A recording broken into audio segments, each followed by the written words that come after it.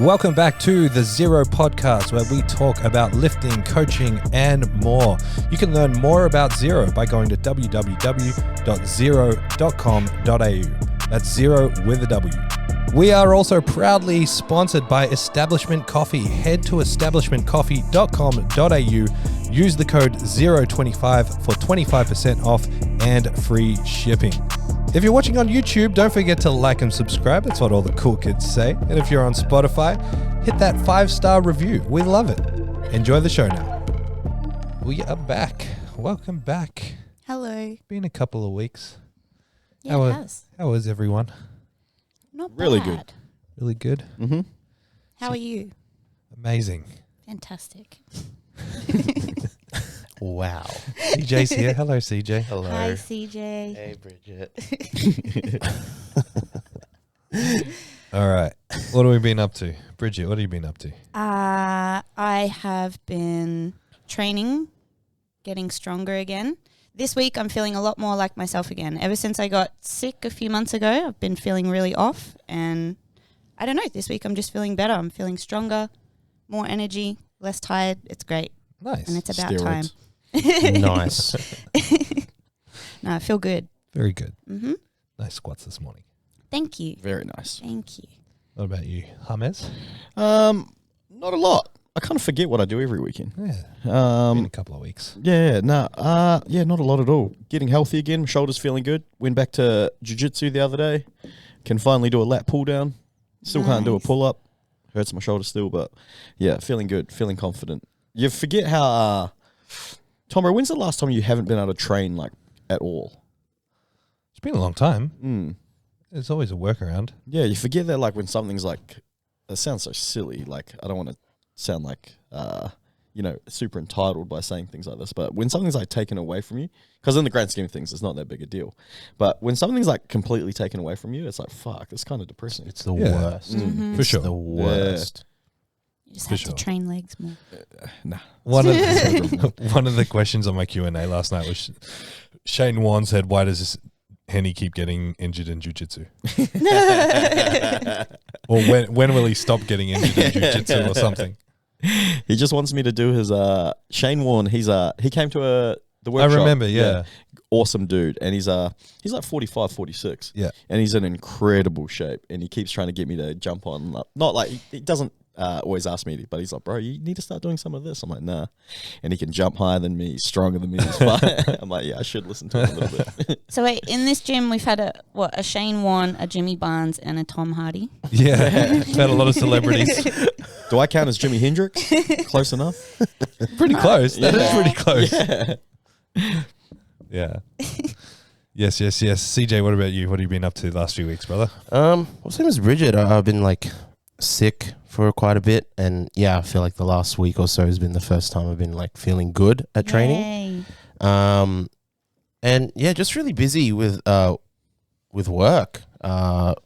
It's that time of year where there's like a lot of school at Stedfords, and my church hires its building out to, I guess anyone. So I've just been listening to orchestras all day.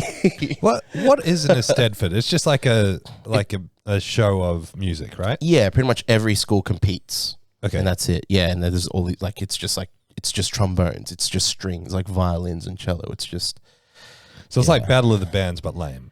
yes. The very last one was actually good because it was a drum line. Okay. So Oh, cool. Yeah. But all the others were just like I was clawing my ears out. What was the strings like?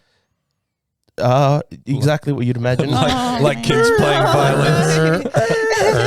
And you're like, oh my gosh. So no up and coming Andre Rios. No, not out of the Gold Coast at least. Nice. Yes. Nice. What have you been up to, Tom, bro? I've spent the last week in Christchurch building that gym. That was by far the hardest gym build we've done. And I don't know why. Really, I don't know why. When I say gym build, I just mean like putting it together, laying the floor. Oh, really? And building the equipment, yeah. They definitely, like, they're starting with the most amount of equipment that any gym has, like, as a starting point. We've added stuff over the years. Mm-hmm. Their starting point is more equipment than any other gym has. So like they're starting with 7 combos, 2 monos, 2 benches, 6 platforms and a comp platform, and then every piece of machine that we have plus more. Yeah, wow. Plus a few extra back pieces, plus a Smith machine, plus a power rack. Why do they get a Smith machine and we don't? Can we have a Smith machine, please? Well, if we can get this extension on the mezzanine, then it's on the list. Excellent. Fuck, we're all just asking you for equipment, eh? Yeah. I sent him a video of Meg doing dips the other day, and I was like, bro, can we get this? Yeah, send it to me. Yeah. So that was fun. We had obviously we're going to talk about Strength Quest. Can I in a sec. just quickly? The Christchurch gym's the best looking gym out of all of them. It's very clean, the black and white, and the boys have done a good job. So I've been pretty vague about it up to this point, but dealing with the Christchurch City Council has been a nightmare. We were meant to open in like May, and we're still not open, and still not going to open probably for another 3 to 4 weeks. Yeah. So it's been really hard. In that period, we've gone over $100,000 over budget as well. Just the council told a lot of porkies about the process. They were very, it just didn't turn out the way that we were expecting to based on the research that we did, which is no fault on our own. Like we went thorough with understanding the process, and they just kind of lied. Or didn't understand their own process. I don't know. And why is their process so strict over there? Is it anything to do with how earthquake-prone Christchurch is? Yeah, so there's a big part of it is there's a lot of unique building standards and engineering standards because of the earthquakes. So that adds a layer of difficulty. But then just New Zealand in general has a lot of like environmentally friendly stuff.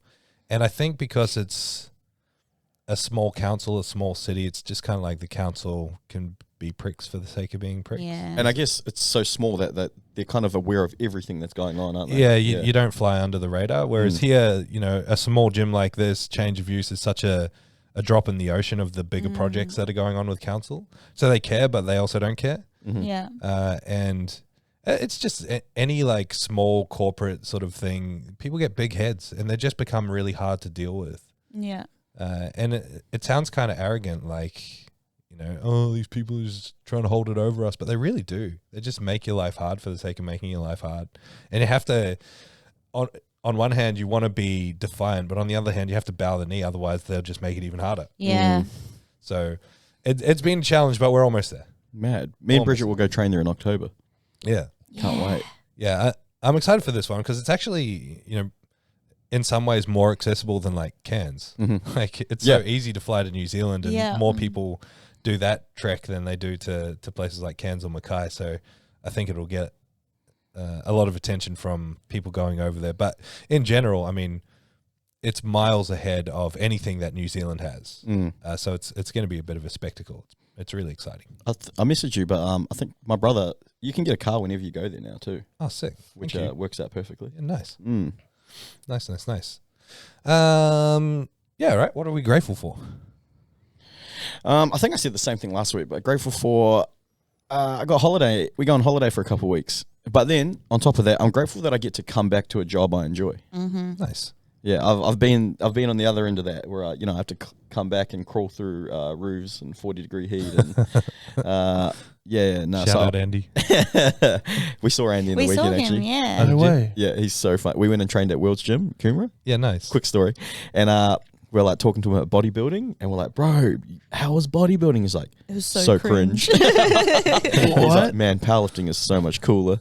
And he was talking about in the warm-up room, there's guys that are going like, let's go to war. And he's like, man, he was embarrassed. He's like, we're going to go flex our muscles and undies. This is weird. We're going to war. Yeah. He gets married next weekend. Yeah. Yeah, he's going to be in Bali the same time we are for his honeymoon. Oh, that's cool. Yeah. So we can't be there for his wedding, so we're just going to take him out for dinner in Bali. Oh, that'll be nice. Yeah. Cool. So that's what I'm grateful for. Grateful I get to come back to it's pretty cool. Yeah, get to come back to a job I enjoy. That's it. We can make you not enjoy it. I'm never going to get tired of those jokes. Bridget, what do you got? I'm just grateful to be feeling healthy again, feeling strong again. It's been a while, so Nice. it's good. Mm-hmm. Good. It's a good feeling. Yes, it is. Looking extravascular over there today as well. Thank you. Jacked out of her brain. CJ. I am grateful for Gosh, you Stedfords. guys, yes, school said, yeah, the youth of tomorrow. Gosh, you guys all took mine. I'm grateful for where I live. I really like, Mum and I, in October, I think it was, we bought a house up in Coomera, and I really love living there. My whole life I've been like down in Robina, and the thought of like moving to Coomera was like death. I was like, this will be the worst thing ever, and I've loved it. There's so much happening in Coomera. We were in Coomera on the weekend and we went for a drive through. Bro, James was talking about how great it to is. Bridget. I was like, I loved living in Coomera. You've lived there? Yeah, bro. Yeah, I didn't know that. It's such a big suburb. Yeah, too. so Massive. I lived in the 4209. Hey, he's from the 9. Now I gotta rep it. It's a good spot in terms of like, you know, when you go into Brisbane, it shaves half an hour of the It trip. really does, yeah. It feels a bit nicer than going from Robina. You forget how fucking Coomera is so far away, though. Eh? But it's so busy all the time. All the time. Yeah. Trying to get on and off the motorway. It's not fun. It's not great. Yeah. So, but I do love it there. I like. I was like walking around the Westfield because that's like my new local now, and I get lost. It's not that big, but it's just because I'm so used to Robina. Like I know it like the back of my hand, and going through them, like I need to learn this place because this is like where I live now. And being next to Costco is just deadly. Yeah. I'm there all the time. Nice. But yeah. Nice. Did you go to the Dreamworld markets on the weekend as well? Joseph was telling me there's like markets that they have in the car park there, like food markets. Oh. Really? Yeah, but I saw don't know how something often. happening. Yeah, I don't know if it was like a one-off thing or whether they do it every week. But yeah, Saturday night. Okay. Yeah, it was Saturday night because Saturday night. I was driving back from. That's when I landed. Yeah. And I thought, why are there people at Dreamworld at like 9 p.m.? yeah, it's a food market. There you go. I want to go have a look. What about you, Tom, bro? I'm grateful for Chris and Jamie in New Zealand. It's real crazy. Like in Australia, you kind of expect it because we all knew each other before we opened Zero. So like, you go to a Zero and it feels like a Zero, and you're like, it kind of makes sense. It's kind of surreal going to like Wales with Jordan and building the gym, and the people that show up, it feels like the same people that show up here. Like it's very much the same like archetype of people. And so it was the same in New Zealand. Like we're building the gym and people are showing up and you're like, you're really our people. Yeah. Like it's crazy. But you know, I mentioned we've gone 100K over budget. That would be closer to 200K if it weren't for Jamie. Jamie's just literally learned how to do everything. Like wow. he's not his background is like data stuff. He's a computer guy, and he's just like, you know, we've had to dig these massive holes in the concrete and put new Rio bar and then giant beams. He's just like YouTubed it and learned how to do it all. Turned into a maintenance man. Yeah, they've literally done as much as they can themselves, and it saved us tens of thousands of That's dollars. so cool. Wow. Good on them. Really grateful for those guys and how hard they've been working. You know, doing their full-time jobs plus renovating the whole thing, getting up on scissor lifts and painting the roof and just everything. Fuck yeah. It's a sick looking gym. I can't wait to go train there. Yeah. Yeah, same. Mad. And Maddie, the artwork he did is that you don't get a feel of how crazy it is in photos. Like that graph piece on the back, he actually messaged me when I was filming at the gym the other day, and he's like, that's my favorite one I've ever done in any of the gyms, and it's fucking huge. Yeah, wow. I think it's a Was bin. The plane flying really low. We'll Dunno. find out. It's very Not scary. thunder, was it? No. Anyway, quotes. Got some quotes? I'll kick us off. If you cannot do great things, do small things in a great way. Ooh, Nice. that's good. Mine is you have to be odd to be number one. Yes, I love that. That's Sheesh. Dr. Zeus. Nice. Ooh, Dr. Zeus. the good doctor. Yeah, I mean, like, of course he's going to say that. I'd love to know his level of autism. Whoa. Well, he clearly Well, that wasn't. is fair. He wasn't normal. What, can he drive a car? That's so good. What did you say? You have to tell the story. Yeah. Now. You don't have to name names. So Okay. it's so good. I couldn't believe it when he said it. So he goes, I was talking to Carlo from the cafe. Uh-huh. Oh, it's okay. You throw him straight under the bus. Shout out, Carlo. He listens to He this listens to it anyway. too, yeah. But I won't say the other guy's name. But Carlo goes, we're talking about these Rubik's Cubes that he's got. And I go, oh yeah, Tom bro and some of the boys at the gym, they were real into Rubik's Cubes and they're good at them. And he goes, nah, not these ones, mate. And I was like, no, trust me. There's a guy at the gym right now that could do these in 5 minutes, 2 of them. And one of the Rubik's Cubes is just shapes. So it's got no like colors or anything. It's just different shapes. So it's a real, unique Rubik's Cube. And the other one's got like, I don't know how many sides. What's a normal Rubik's Cube like? 3 by 3. Yeah. So this one's got, I don't know, 9 by 9. It's like a big one. A big one. And he's like, nah, no way. And I said, yeah, he can come do it right now. And he goes, nah. And I was like, nah, legit. I was like, he's autistic. He goes, wait, the bloke in the red car. He goes, yeah. And he goes, and they let him drive. Thank God. I go, So good. I was like, bro, what do you think autism is? They let him drive. I love it. And then Hugh came over because he's walking to his car. I was like, bro, come over here. And then he did them and he was talking to them on how he does it, like how he works them out. And he's like, oh, this one will take me a couple minutes. I was like, and they were just blown away. I was blown away. Amazing. He actually did it? Yeah, bro. Yeah, both of course. them. He's a weapon. And they gave him they gave him a coffee and they gave him a chocolate cake as well. Well, hang on. I solved their Rubik's Cube last time I went. I didn't get nothing for free. No, do you know what's funny? Because they were like, oh, we're going to do free coffees if you can solve Rubik's Cubes. And then they started giving away coffees every day. And they're like, nah, we're not doing this anymore. All right. Mine's an Einstein quote. Failure is success in progress. Ooh, sheesh. good one. Good way of justifying my failure. I'm going to say that to you, bro, next time I fuck up. Well, Thomas. Well, actually, I'm actually in progress right now to succeed. I'm building. Mine is the comfort zone is where dreams go to die. If you don't want to go backwards, don't turn back. Don't do things you already know. Do the unknown. Nice. That's good. Was that 3 quotes? I mean, I wrote it in one. You're not fooling me, brother. I don't know. He's making up for lost time on the podcast. Got to get him in. They were good. All right. Where is me? Good quotes this morning. Well, I like them. let's start with a Strength Quest recap. Mm-hmm. Yeah. We had Strength Quest last weekend. It was a smaller comp for us. One day, one session. Mm-hmm. We're used to the big 2-day, 400 sessions, million lifters like Christmas Cup. It sold out in about 3 seconds. Oh, that was insane. Crazy. It's actually, I keep saying the word surreal, but it's also surreal.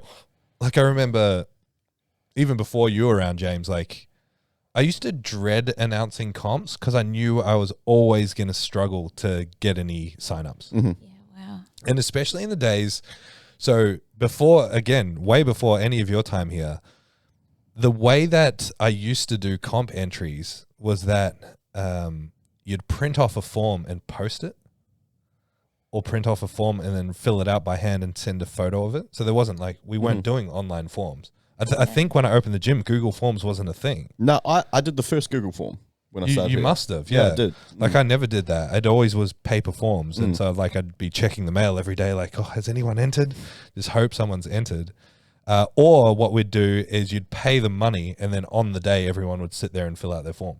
Yeah, right. Yeah, wow. That's how it would go most of the time. And it was always like nightmarish trying to promote this thing. Social media wasn't as big. You're trying to get people to fill it. And like, there were very few comps that I'd ever fill out. Well, sorry, keep going. No, and I was just going to say, it's just crazy to think now that we announce a comp and it's sold out in a couple of minutes. Yeah. I think I bring it up fucking once a week to people. The first APL comp that we ran. Yeah, 8 people. 8 people. Yeah. And that was like advertising weekly, like trying to fill it up. 8 people. And I'm like, fucking, like you said, look at this, sold out straight away. People messaging, hey, when's it? Like, people are waiting by their computer. I'm like, fuck, this is crazy. Yeah.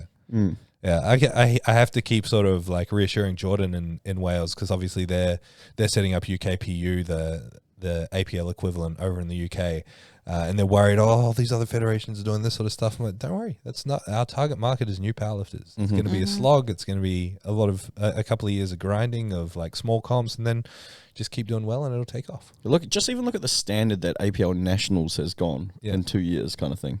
It just keeps growing. It's fucking awesome. Yep. Amazing. So yeah, we had Strength Quest. Who did you guys have doing it? I had Phoebe Main. Phoebes. Yeah, Phoebe. So she's been having a few health complications, so we just decided that this comp was just going to be just getting on the platform and having some fun. We weren't worried too much about hitting PBs or anything like that, even though she did still comp PP her bench, which is amazing. She got 60 kilos for the first time. And then we went to go for on her third attempt, we went to go for an all-time PB. Wasn't there on the day, but that's okay.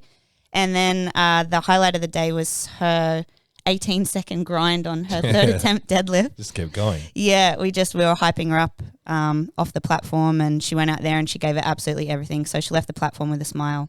And yeah, she had a great day. She said it was the most fun comp she's ever had. Did she get the deadlift or she dropped it on top? No, she missed it. It Yeah, just she had kept nothing going. left. Yeah. She had nothing left. But yeah, she had a ball. And then now she's signed up for the Christmas Cup as well. So Yeah, nice. yeah, we're going to prep hard for that one. Nice.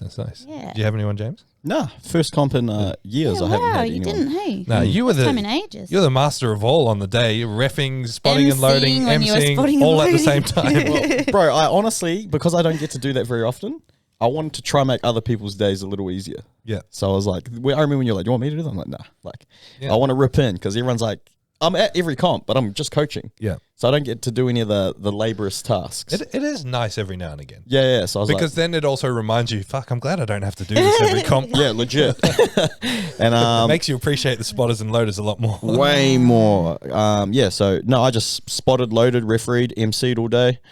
Yeah, I had it was so much fun. I loved it. You know, before when you said we could make your job shit, I was trying to think. I was just thinking to myself, what's the shittest part of my job? And it's competitions. But it's also my favorite part of my job. That's my favorite part of my job. Because you know what I mean? It's just long. It's tiring. Yeah. Like we work long hours. Like we work, I don't know, 12. You work all the time, so it's different for you. But, you know, sometimes we'll work 2 weeks before we get a day off just because of, you know, how it's Comps worked and out. comps and Yeah. comps, yeah. So it's like the most stressful, the most tiresome, but it's also like, it's so rewarding. Because you're in the trenches together. Yeah, and the best. it's fucking, yeah, no, I love it. Same. Yeah. Well, I had Sue and Liam both competed. Nice. So Liam was kind of coming back. He had a patella tendon partial tear, so he'd been nursing his knee for, I feel like it's been like, I don't know. What comp were we prepping for? We were prepping for nationals. We were prepping for nationals in Geelong, and he was getting this hip pain. And his hip pain was kind of related to his knee. And then when they were scanning his hip, somehow they found out his patella tendon was torn. And so that put him into rehab mode for probably 2 blocks and then a rebuild block, which culminated at this competition. And in the process, he also lost like 20 kilos of body weight. Yeah. He looks Or great. 15 kilos of body weight. So he came in looking like really lean, did what he needed to do. Liam's pretty harsh on himself. Like, he's got big goals and he's never happy with how he's doing, never happy with his performance. But objectively, he did really well given the circumstances. So proud of him. And same with Sue Fitzsimmons. Sue didn't perform near her best, but she's also lost, I think, 10 kilos, maybe a little bit more. Yeah, she looks great as well. So she's lost a bunch of weight and maintained her strength and even added a little bit to her bench press. Like, she's had a hard time clawing her bench back after hurting her shoulder a little while ago. So she's done really well Yeah, and she's been so happy with her bench. She's always got such a good attitude about Yeah. competing. She does. Like, even when she has a bad day, she's always got a great attitude. So that was really cool. She showed me a comparison photo of her in another comp, and yeah, she looks so good. Yeah. So good on you, Sue. Yeah. Yeah, she's done amazing. And she's one of those ones that's always there to help out. First one to put her hand up to volunteer, so it was really nice to be there and support her. Yeah, she's a weapon. Yeah. Big time. Mm-hmm. Then I had a little bit of a lift. Yes. You did. Tom Brosey. I pulled out about 4 times, but I still showed up. You know, like, if I'm being honest, the only reason I end up trying to compete or trying to lift and ended up lifting is because I felt a lot of pressure from how many people were like, "Oh, I can't wait to share the platform with you, and I can't wait to see you compete. I never get to see you compete." Yeah. So I kind of felt like I had to. And so for those who don't know, I've been avoiding all you fucking sick, diseased people, your diseases for months, and then got me. Right before Yeah, comp. I went to Newcastle the weekend before, and my mum was sick as hell. Like, her voice was gone, and she was just like bedridden. And I'm like, yeah, I can't wait to be stuck in an apartment with this woman for a day and a half. Oh, no. So I don't know if I got it off her. I don't know if I got it off someone else, but it was kind of a weird sickness. It was a flu, but without the face symptoms. It was very much like a stomach flu. Yeah. And I didn't have like the gastro stuff. I just had I just couldn't eat for the whole week. Nausea, it's so bad. Yeah, we're getting worried for you. We're like, fuck, maybe you should get some like bloods done or something. Yeah, I don't know. Like, you guys know me. You've never seen me not finish a meal. I wasn't able to finish any of my meals for like a week and a half. And so the first day that I could eat was weigh-in day. So I weighed in, and then I managed to get in, I think, 1,300 carbs. Oh, wow. Like, I ate a lot. Nice. The day before, I had some lost ground to make up. So I just ate all day on Saturday, and I felt trash coming in on Sunday, but I was lifting, and I was like, my plan was if I could do my last warm-up squat, I'd get on the platform. So I did my last warm-up squat. It felt okay, so I got on the platform. And then by the time I finished bench press, I was gone. I was going to pull out of the comp warming up for deadlifts. I did 170, and it was like a max, and I was like, I don't think I can do this. But Steve was there and kind of kicked my ass into gear, and I got out there and got an opener, and that was it. So, Nice. Bro, because that's still a total PB for you, eh? Yeah. I was gonna say, didn't you equal PB your bench? yeah, but that's kind of the pathetic thing. That goes to show how hard of a time I've had stringing together a good competition. That's what I mean. You're so strong, and it's like you said, yeah, you just haven't been able to, like, health-wise, put it all together. But, you know, because you've been talking about you having problems hitting depth just because of how your hips are set up. That's that opener. That's the deepest I've ever seen you squat. I was so paranoid. Like, I couldn't believe it. I was like, what the fuck? Like, that was next. And I said to you, I was like, bro, that's the deepest I've ever seen you squat. And you're like, yeah, me too. Yeah. Actually, that's my grateful for the week that James was reffing. No, the first one got 3 whites. I was because my left side is the only side that hits depth. So I really thought I might scrape 2 whites on an opener and then 2 reds on the next 2. But I managed to get 330 on the second, and then died under 345 on the third. But bench was good. You came back nicely after that missed second attempt. Yeah, I was just struggling. I can't remember who I was talking to about it. I feel like the weird thing is I feel very rusty in terms of like turning on because I haven't competed for so long. You know, like when you compete a couple of times a year, or even just training and lifting heavy, you get used to like finding that switch. I feel like it's been so long for me where I've taken something seriously that in the lead up to it and on the day, I was finding it really hard to just like turn on and actually find some intensity. So I just went into the second attempt way too relaxed. I just got bodied by it. Yeah. And then moved sweet on the third. Yeah. I was also quite paranoid about my butt coming up because it always comes up in training. I've been bad about fixing that. So I think I focused a bit too much on that and didn't push hard enough. And then, so deadlifts, what did you end up pulling deadlifts? Well, I went 305 on the opener, and then I jumped straight to 335 because that would have got me 865, which would have been... I wanted to go in and treat it like I was trying to qualify for the Zero Pro, even though in my head I've already pulled out of that. It's just too soon. So I wanted to still try and go for that. And after the opener, like, I had nothing left. So I was like, I'm not going to get 2 attempts. I can't go like 305, 325, 335. So I might as well just try it once. And I tried and I failed. So it's like, that's enough. I'm done.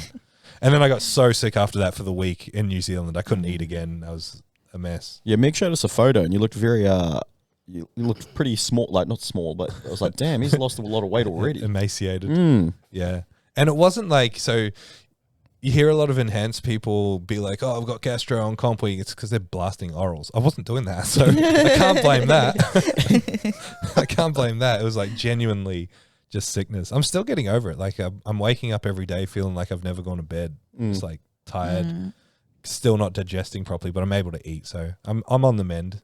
How's the body feeling though? Like in terms of like, how's your hips feeling after that? Shoulders? Yeah, fine. Like the build is what really messed us up. Like we were all very sore. There's just a lot of moving heavy shit at New Zealand. There was a lot of double handling as well because the building was kind of a mess. And because we didn't have a forklift, you know, like we move all the rubbish by a forklift. We had to move all that by hand. And there's like twice as many boxes as usual. It was just heavy and hard work. No, it's all done now. Well, close to it. Yeah. So the plan for me with lifting now is to do something raw next year and actually go hard. Fuck yeah. Because I know I can train now. I can manage my hips, you know, working with Scott at Effectus.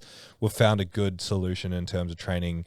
The problem with this is that I just ramped up too quickly. So now I can just leave the door open and prep for something like maybe even Strength Quest next year. Just have like a year-long prep of actually building up slowly and building a base. Because I don't want to just go 900. Like I know I'm strong enough for 900 now, so I want to see how far I can actually push above that as one last raw hoorah. Yeah, fucking A. This last raw hoorah's just getting fucking... Yeah, I mean, it's been going for 5 years. That's what I was going to say. I'm pretty sure you said that a couple of years ago. Bro's never retiring. It's a 5-year tour. I haven't had a comp yet. It's a 5-year revenge tour. This one doesn't count because I couldn't go hard. Oh, man. No, that's exciting, though. And I want to do it at something like a Zero Pro. Yeah. Yeah. Yes. I think I have to resign I've never in my entire life done a comp where I haven't handled someone and rap people as well. Sorry, not in my entire life. In my entire, since I've had a gym. So I think I need to resign myself to the fact that does actually impact me to some degree. 1,000%. Because I've always maintained it doesn't. And I don't believe it really does. But I'd like to do something where it's just for me. Yeah. Just at least once. Yeah. Yeah, definitely. I said that to Bridget as well. I was like, why don't you I don't know, but at the same time, it's like you want to compete here. Yeah. Because I want to do Christmas Cup. I'm actually really excited to do Christmas Cup because it's on my birthday and I have 8 lifters, which is the most I've ever had at any competition. And it'd be really cool to compete with everybody. The trick is, where I've gone wrong is that we were always GPC, so everyone was in knee wraps. So now that sleeves is getting big, we just have to tell everyone, don't do wraps. Yeah. Because then it's easy. You don't do anything. Yeah, that's it. Hand off a Just bench hand here some and people there. out. Yeah. Here and there. A couple of back slaps. Easy as.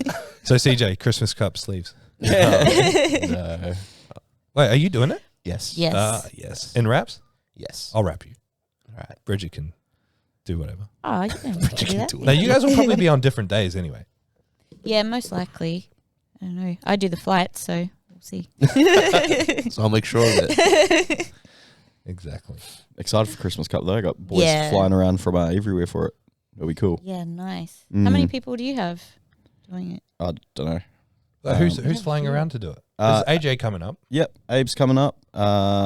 Charles has already booked his flights as well. Oh, Charles. Nice. That's right. Who else? More people. Angus. Well, we don't coach him, but there's a guy in Adelaide, Taylor Smith, that's coming up to do it, which is really cool. Yep. Yeah. Yeah, it's awesome. He's a big lifter. Yeah. It's going to be a big comp. It's going to be fun. Yeah. Heaps. 2 days of hell on earth.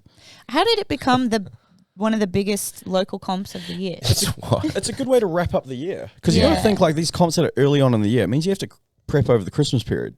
Yeah. And then I don't care what you say. It's but you can still enjoy Christmas and New Year's. But when you're in the zone, you know, it's playing on the back of your mind. I can't talk from experience, but you know what I was going to say, for how much you drink, of course it's going to affect you. You know what I mean, though? It's But no, I agree. yeah. I agree. There is disruption whether you want it or not. Yeah.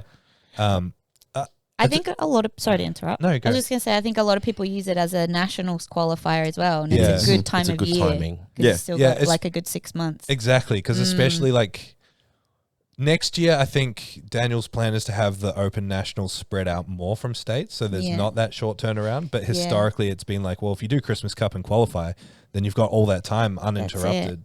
I actually wanted to cancel it last year. I wasn't going to run it, and then there was so much demand that we did, and it was our biggest comp yet. Yeah, crazy. I don't like running comps when it's hot.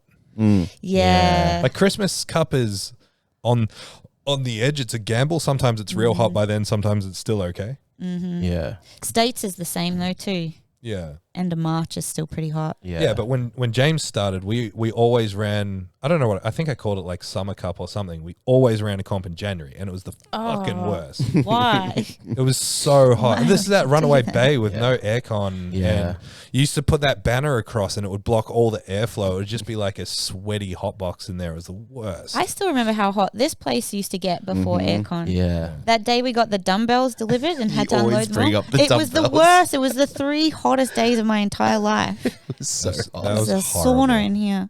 Absolutely horrible. So hot. I remember walking in to film the podcast, carrying all the camera gear, and everyone's hair was just humidified. And I walked upstairs, and I was like, everyone looks horrendous. And Thomas was like, yeah, it's really hot. I remember because my arms used to get really sore from low bar, and I just remember trying to carry those dumbbells, and my arms are shaking, arms in fucking agony. It was the But I remember worst. we unloaded some, unwrapped them all, went to put them up, and then realized they were purple. And they were for the Brisbane gym, so we had to put them back on the truck. And it was like the big ones The too. 80s. Like, yeah. So dumb. Oh gosh, purple gym. Did we have the rack then? Nah, they were on the floor. Yeah. Yeah, they were on the floor for ages because they sent the right amount of racks, as in they sent 3 racks for 3 sets of dumbbell, but a rack set is meant to have 2 sets. So we had 3 racks total, and so we sacrificed one from Southside and one from Gold Coast to send to Mackay, so they had a full set, knowing that we could receive them easier here. So then Southside had half a rack and we had no rack Oh, man. for ages. Yeah, it was ages. Forgot about that. Yeah, it's like 3 months or Yeah. something. Yeah, The and old the days. same thing happened in Sunshine Coast. They didn't send a dumbbell rack, so theirs were on the floor, but only for a short while. And then they also sent the wrong size for the 1 to 10 dumbbells, but they fixed that up. Yeah, wow. Good times. Anyway, Good times. what else we got? Gosh. We got leftover subjects from last week, Yeah, we do. the week before. Yes, but I got a question for you guys. Oh, hit us. I think we've done this. We've definitely done this before, but I'm just going to change it a little bit. What is your Mount Rushmore of powerlifting in Australia? And it's on impact of the sport. I don't know what that means. Mount Rushmore, like your top 5.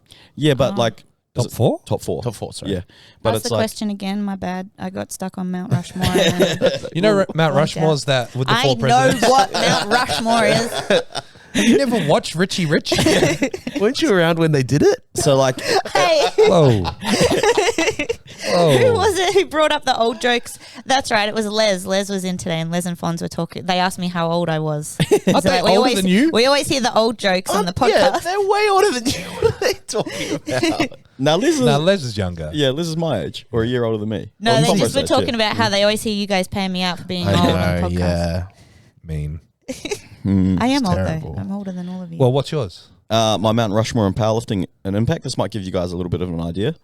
So first of all, on there, in no order either. Like you can't really put them in order. But Thomas Lilley, obviously, you've created the biggest brand of powerlifting in Australia. I can't say myself. But I'll take it. Yeah, I know. Well, you're not gonna. You're obviously not gonna. Take Put, it. but I'm gonna put you up there for impact and reach of the sport. Like you've grown the sport. Zero has grown the sport. You know, there's no other powerlifting brand that has multiple facilities like we do internationally now as well, and it's only going to get bigger. Like with you said it, sponsoring the Zero, not the Zero Pro, the fucking. Wait, have we said that on the podcast? The American Pro? Yeah. Oh, yeah, We're cool, pro- cool, yeah. Sponsoring the American Yeah, the American Pro. Just in terms of so I think in terms of reach and do I say accessibility to powerlifting? Pro. Yeah. Yeah. Yeah, just general impact. General impact, yeah. So Thomas Lilley, you're up there. Yeah, just because of how big the brand is growing, and it's like I said, it's growing the sport as a whole. And you and yeah, second, Sebastian Oreb, because he made it kind of mainstream. Like he made powerlifting almost. There was a period there where you're seeing NRL players wearing SBD belts and you know, prioritizing squat, bench, deadlift, and it was because of him. Yeah. Do you know what I mean? So like impact wise, I'm going to say Sebastian Oreb. He reached like a mainstream audience. You talk to anyone that doesn't know anything about powerlifting, and they all know who Sebastian Oreb is. For sure. Like all my friends were like, "Oh, you know, Australian strength coach." I'm like, Yeah. "Yeah, fucking A, everyone does." Yep. So impact wise, him. So Thomas, Seb. My third one. This is going to be random. It doesn't really affect me, but I thought it was pretty cool and impactful in the sport. John Sheridan ran the first MX.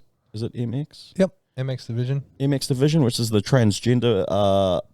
Is it transgender powerlifting division? Well, it includes transgender, non-binary. Yeah. yeah. Like, like I don't care if it's not your cup of tea or whatever, but like that's fucking impactful, and it's at the end of the day, it's growing the sport. So I think that's a step in the right direction. Whether you agree with it or not, that's up to you. I'm not going to tell an adult what to believe in. But yes, I think you got to put him up there because if he keeps doing that, it's going to push the sport. It's just growing the sport in general. Yeah, having him on the Mount Rushmore, that might be a little bit weird, but that's one that I always thought of. Yeah. And then the fourth one, I didn't really have a fourth one, But I thought of I just think someone who's impacting like young up and coming females is someone like see, it's weird to have her because she's still quite new in the sport or whatever, but someone like Lilley Riley. I don't know, like there's so many young women that want to do powerlifting because of her. I think more than that. I think Lilley makes a huge impact on men as well. 100%. Yeah. Like yeah, I was following Lilley on TikTok before I even knew about Zero. Yeah, wow. Yeah, wow. There you go.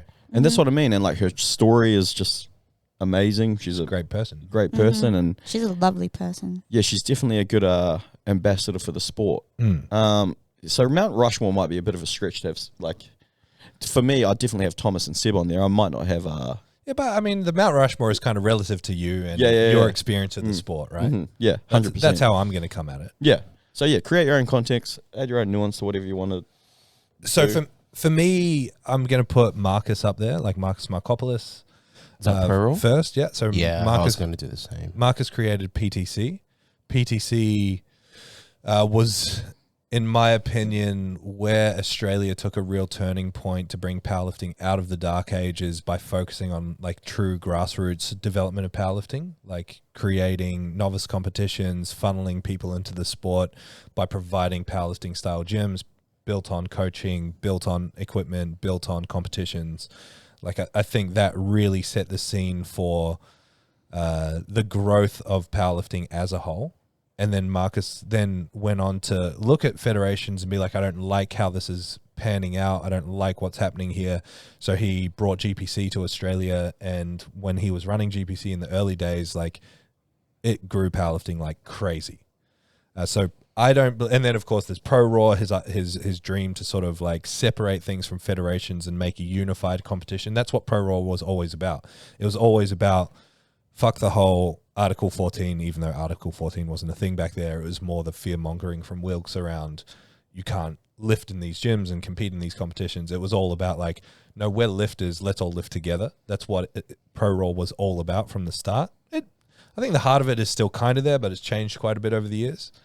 But basically anyone who is in powerlifting in Australia today has Marcus to thank in some way, shape, or form.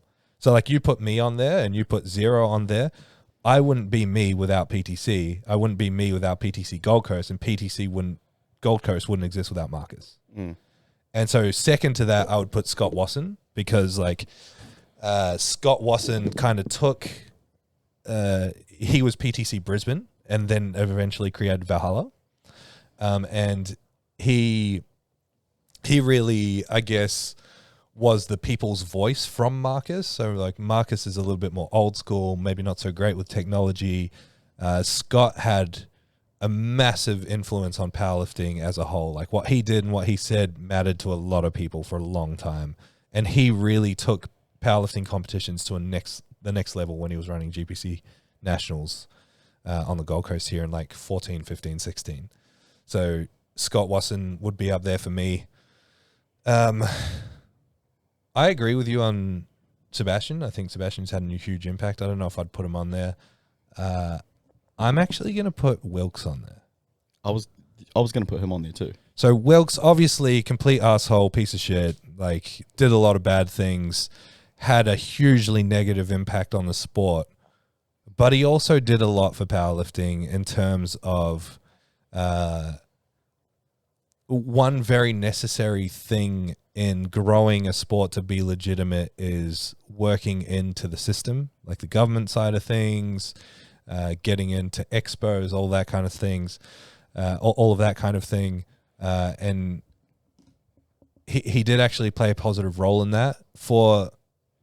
Again, I'm not trying to, obviously I dislike Wilkes a lot, but the people that he did like, he really looked after, and that helped grow powerlifting quite a bit on that side of the powerlifting world. Like even someone like Caleb Voice, who we coach now, in my opinion, one of the best benches ever in Australia. Like Wilkes used to look after him getting to bench worlds to represent Australia because he was a great lifter. So he did do good things selectively for good people sometimes. Paddy Belinsky used to get coached by him too and had a great experience with him. Lots of people had their entry to the sport via Wilkes in some way, shape or form. So like you can't deny how prolific he was in the sport of powerlifting in Australia. And like, again, I'm not saying he did things the right way, because he definitely didn't. But what he did do is pave a pathway for people like me, who are trying to grow the sport now, to be like, okay, well, here's where everything fucked up and here's what we can do better. Like, here's the new generation. Here's how we can learn from the mistakes of the past to continue to grow powerlifting, but to change the trajectory so it's growing in a positive way.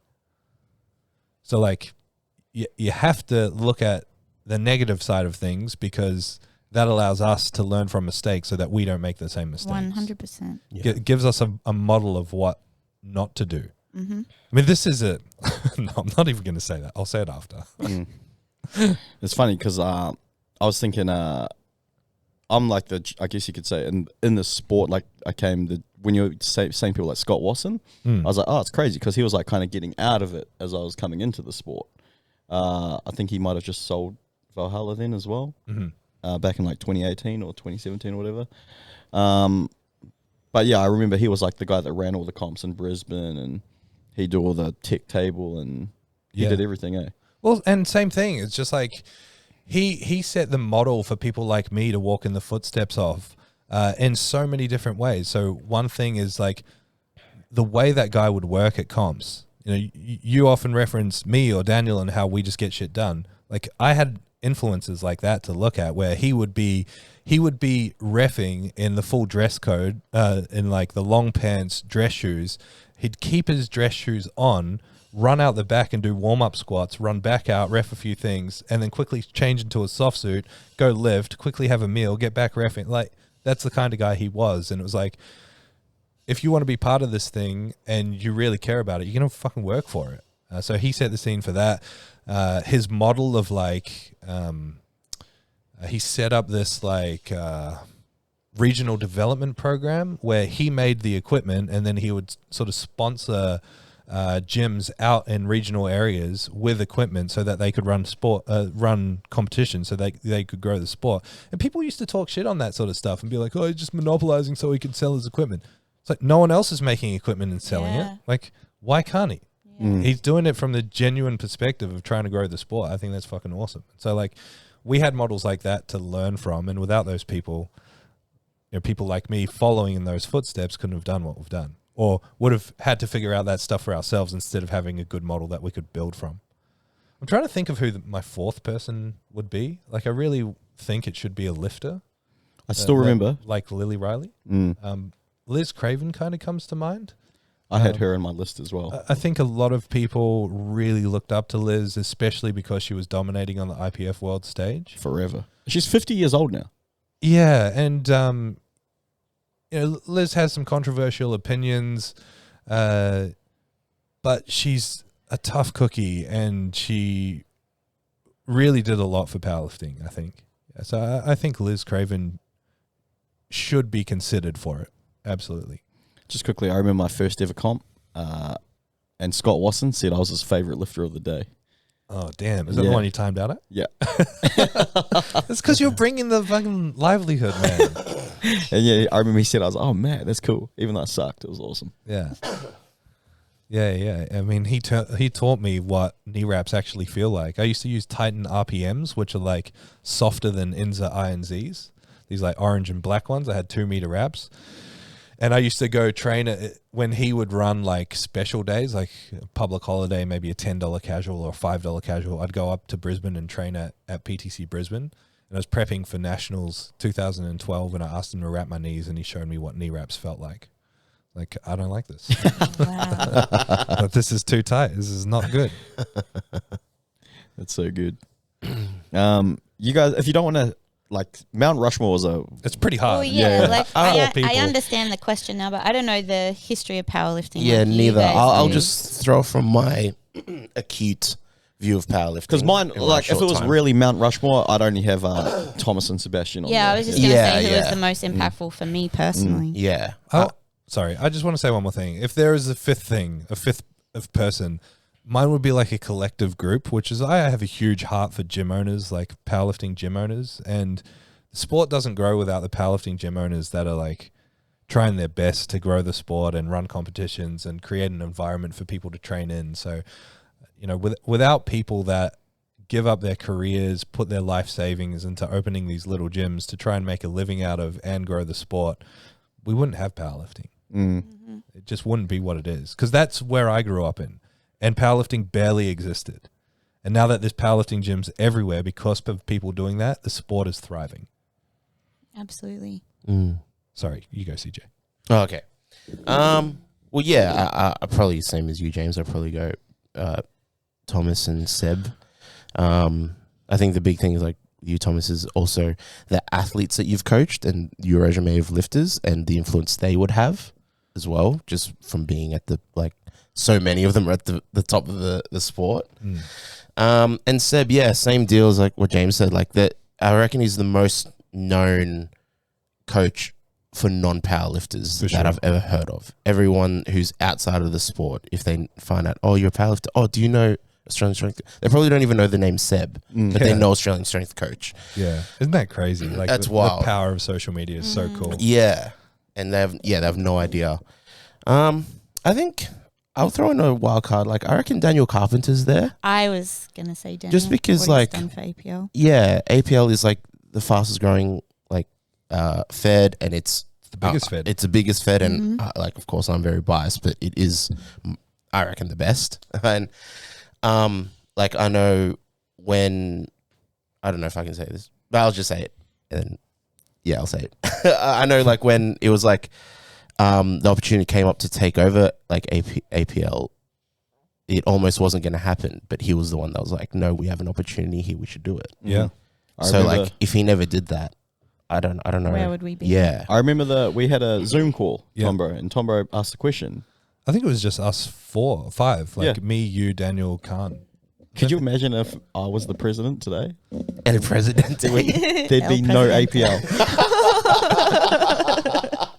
But I was a strong This would be a jiu-jitsu gym. Yes. But Tom, bro, I was a strong no way. I was like, hell no. Like, I was like, not a chance. And then Daniel was like, yeah, let's do it. And I was like, fuck, this guy's keen ass.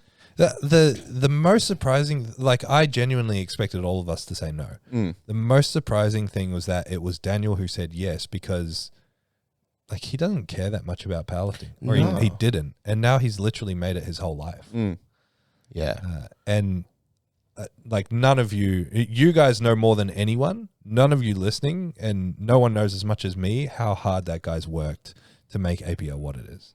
So 100% he deserves a spot on there. Yeah, absolutely. Like, even the few times he's been on the podcast, just hearing him talk about how much thought he's put into it, and how much it consumes his mind. Even the times, I guess, off air that I've talked to him, I can really tell this is something he is really passionate about growing, and is always thinking about new ways to make it bigger and better. And it's not for him because, I mean, like you said, doesn't really care about. He's one of the. Do you know what? He's one of the only. You know when people say, "Oh, it's for the lifter," it's like, shut the fuck up. He's genuinely for the lifter. Absolutely. Yeah, like 1,000% for the lifter. Like, One of his most amazing qualities with it all is like how completely unbiased he is with it. Like, if it was me, that you'd and no matter how hard I try, you'd automatically get some sort of zero bias. Like, he's completely unbiased with it. Yeah, he fucked me off at a comp at Nationals. And what? And I was like, fuck, he's like, no, you're right, there's zero bias. I'm like, bro, it's fucking me, man. We're meant to be boys, bro. Yeah, that's right. And I was fucking spewing, and Rochelle's just there while me and fucking... Was this the timing out thing? Yeah. Me and Daniel having a blue, and Rochelle's just sitting there like... You guys still fucking going? Rules are rules, brother. Yeah, and he was fucked. But do you know what I mean? I'm like, man, this guy's like... he's the man. Yeah, that's great. And then I reckon last would probably be the same, Marcus, just because even me, like, as such a rookie to the sport, I knew what pro roll was and what it used to be. And, you know, I see the big skull, like, trophies. Like, I know what they are. So, and yeah, just like you were saying, like, I even knew about PTC before I knew about Zero, like, from way back in the day. And I remember seeing the photos of you guys wearing the shirts. And yeah, I think there has to be a lot of credit that goes to those who pioneered before and influenced what comes now. So yeah. And I can't wait for whoever's going to do an equivalent of Zero but bigger and better. Mm. That's why I don't hold back. If people ask me how it all works and how to do it, I'm not going to hold back in telling people, because It all that's the whole contributes to point. growing the Yeah, sport. exactly. If you can do it better, fuck yeah. Do it. Yeah. Mm. I mean, you can try. Good luck. Be my guest. Oh, so good. Gidge? Yeah, anyone come to Um, mind for you as well- major influences for you? Just for me personally, because like I said, I don't know the history like you guys do, but obviously you, Thomas, and James, you guys will always be the face of Zero to me. I'm so glad that my introduction to powerlifting was through Zero, because I don't know where I'd be otherwise. And the two most impactful female powerlifters for me are Isabella von Weisenberg and Lilley Riley. They were the first two that I started following on social media and just made me fall in love with the sport in general. And they're doing the same for lots of young women out there, which is amazing. Isabella's really special. She was like the original powerlifting influencer. Yeah. Like, she really made an impact on a lot of people. She's a little bit more quiet these days. Mm. I see she's like sort of getting back into it now. Yeah. But certainly, like, when you were up and coming, like, she was the voice. Yeah. I don't know if we can claim her. She's Swedish. Mm. Yeah. She's kind of like adopted by Australia, so we Yeah. can kind of claim her. I don't know if it's fair to fully claim her. No, she's amazing.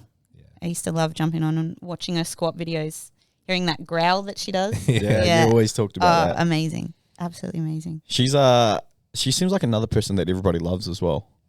Yeah, she is. She's just a lovable person. Mm. I had the pleasure of doing a technique session with her a little while ago. That Yeah. was fun. Down in Sydney. Yeah, nice. She did our coach development course. She was on the calls with Bridget. Yeah. Yeah, Fangirl. Yeah, you're hard. fangirling. Yeah. Hard not to. I was fangirling. Yeah.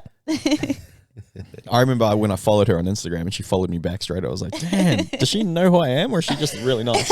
Hey, you're in, brother. This is Zero privilege. Oh, so good. You're well known. Mm. The Henny. Jimi Hendrix. Uh, That's kind of ate up all the time. Yeah, mm. wow. Do you guys want to quickly do the quiz? Is there Did a you make quiz? the quiz? Yes. Oh, Yes. yeah. Sign us up. All right. We didn't even talk great. about the Olympics. Yeah, next week, the Fuck, latest podcast in the world. I hate the Olympics so much. Shout out Ray. Shout out Ray Ray Gun. Gun. Stop it. Ray gun. Damn. All right. Music podcasts. Ooh. Uh-oh. What singer has had a Billboard #1 hit in each of the last 4 decades? Each of the last 4. Mm-hmm. Madonna? No, but you're on the right track. 4 decades. J-Lo? No, but No, too young. you're still kind of on the right track, though. What are the last 4 decades? Does that include So that means- 2020s? Mm-hmm. Oh. So from 90s, 10s, From the 10s, 90s. 20s. No. Beyonce. Yeah, I was going to say Beyonce. You guys are very warm. You guys are on the right track. Mm. If I gave you guys one clue, it'd give it all away. You guys, but that's too easy. It's not Britney Spears. Nope. Um, No, I'm at a loss. Give us a clue. Oh, man. She's okay. This clue. What, was she in a girl band? No. Always been solo. Yep. She becomes very. You start to hear her come. The most prominent time now for us when you hear her is around. Mariah Christ- Carey. Yes. That was so easy. Uh, You're on the right track. It was so close. No. Far out. you guys named everyone but her. Yeah. What was Freddie Mercury's real name? Oh, Oh, I'm sad I don't know this. trying to think of the movie. Because he's Sri Lankan? Mm-hmm. Yeah. Oh, my gosh. I don't know. Hasib?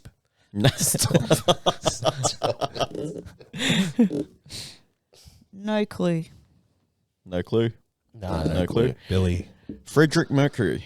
Next question. No, that's not. Frederick. It's Farrokh Bulsara. Ah. All right. Who was the very first American Idol winner? Kelly Oh. Clarkson. Yes, sir. Damn it. Since you've been gone. Before Miley Cyrus recorded Wrecking Ball, it was offered to which singer? Britney Spears. No. Lady Rihanna. Gaga. No. You're on the right track. Beyonce. Yes. Chris Brown. Wow. Too soon. Eminem's 8 Mile is named after a road in which city? Detroit. Tom Bro.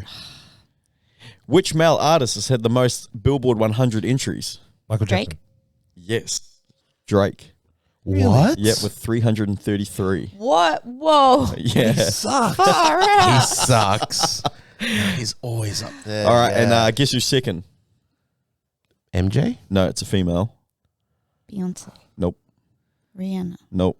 Madonna. Nope. Adele? No. Nope. Is it Mariah Carey again? Nope. Cher. Nope. Britney. Mm-mm. Miley. Nope. Ariana Grande. Miley is, if you say Miley, you're on the right track. Billy Ray Cyrus. No. Miley's sister. Hannah Montana? No.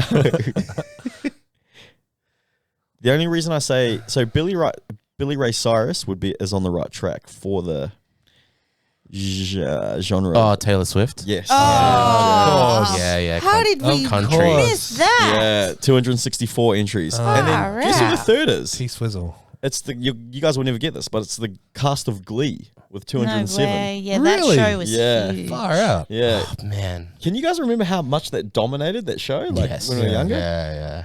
How did we forget Taylor Swift?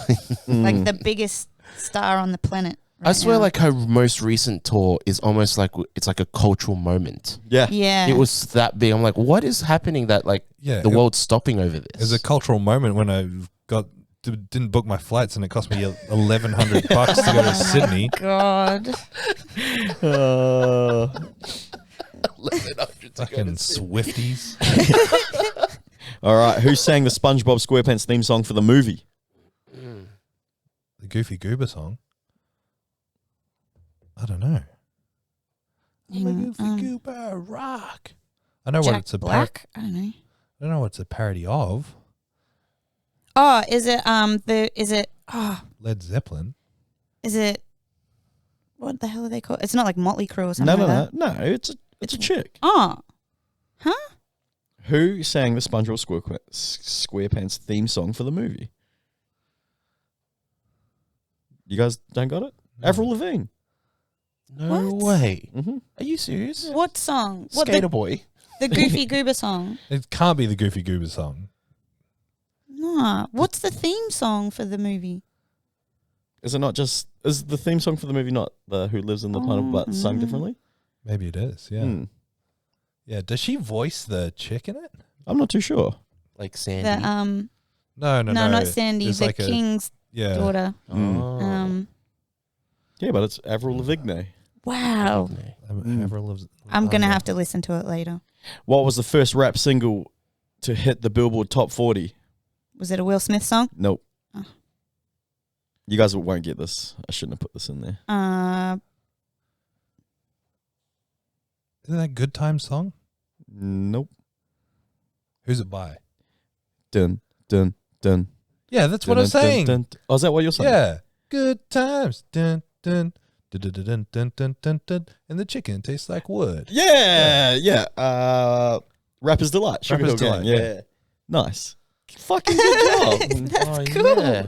That's I said a hit. Yeah. Huh. Yeah. The habit. Yeah, The it was habit did originally the from habit. Chic. Originally from Chic. Ah. Yeah. Like Nile Rodgers. I just Yeah, remember yeah. the parody they did of it on The Simpsons. The sample is the Good Time song. Yeah, wow. The Wu-Tang Clan recommends protecting which body part? Your neck. Yes, sir. Always protect your neck. All right. Nick. That's us. I think Thomas won that. I think we were tied. That was a good one. Let me bring that up. Let's tally the scores, and then we can get out of here. So, first one, Bridget. Second one, nobody. Third one, Tombro. So keep your scores, please. Bridget, Thomas. Bridget, CJ, Thomas. Yeah. Nice. I got 3. That was a good one. That was that a was a good good one. one. I like Stoked. that. All right, guys. Thank you for tuning in. Nice. If we did it to you, you would have won. Yeah. thank you so much for listening to the Zero Podcast. If you want more information, head to our Instagram, @zero_weakness. Hit the link in the bio for all of our services and any information on upcoming workshops and events. Don't forget to leave us a 5-star review so we can have a broader reach and answer more people's questions. Thank you once more.